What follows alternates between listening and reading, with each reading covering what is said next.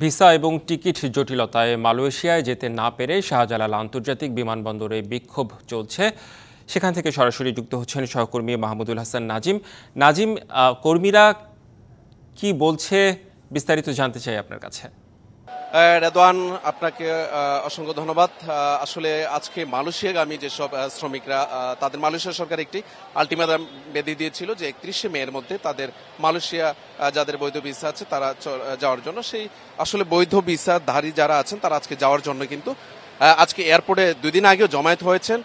Travel এজেন্সিগুলোর বিরুদ্ধে যে তাদের অভিযোগ ছিল, তাদেরকে কারুর কাছ থেকে অতিরিক্ত টাকা নিয়ে কিন্তু টিকিট দিচ্ছে, আবার কেউ কেউ টিকিট না পেয়েও আবার বিমানবন্দরে এসে তারা জমায়েত হয়েছেন।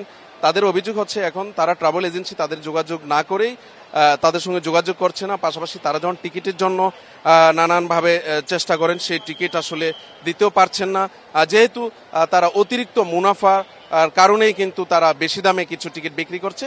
আর বেশিরভাগই যারা আসলে টিকিট পান নাই তারাই কিন্তু বিমানবন্দর অবস্থান করছেন এবং তারা বিক্ষোভ বলা যাচ্ছে না, তারা আসলে সাধারণভাবে এখানে তারা বসে আছে। তাদের সঙ্গে আমি জানার চেষ্টা করেছি আসলে তাদের কাছে যে ট্রাভেল এজেন্সিগুলো আছে তারা যোগাযোগ করছে কিনা, এবং তাদের সঙ্গে যোগাযোগের কথা বলা হলেও তারা ফোন ধরছে না, এই নানান অজুহাত। তারা বলছে যে আসলে আমরা আজকের মধ্যে যদি মানুষে তারা প্রবেশ না করতে পারে তাহলে কিন্তু তাদের যে ভিসিট এটি রয়েছে সেটি কিন্তু আর তারা প্রবেশ করতে পারবে না। তারা অনেক টাকা পয়সা কিন্তু খরচ করে কিন্তু তারা ধার দেনা কর্জ করে জমি বন্ধক কিংবা নানানভাবে টাকা তারা করে তারা বিদেশ যাওয়ার জন্য কিন্তু যাচ্ছিলেন। তো আজকের মধ্যে যদি তারা না যেতে পারেন আসলে তারা কিন্তু বড় ধরনের ক্ষতির সম্মুখীন হয়ে যেতে পারে। তো আসলে বিমানবন্দরে যে অবস্থানটি আসলে স্বজন থেকে শুরু করে সবাই একটা উৎকণ্ঠা মধ্যে রয়েছে। তো রেদওয়ান, যে এখনকার পরিস্থিতিটা আসলে কতটা না উপলব্ধি করার জন্য যে আসলে তাদের স্বজনরা অপেক্ষা করছে আসলে তাদের সন্তানদেরকে একটু ভালো থাকার জন্য তারা পাঠাতে পারবে কিনা সেই সংশয়ের মধ্যে কিন্তু রয়েছে।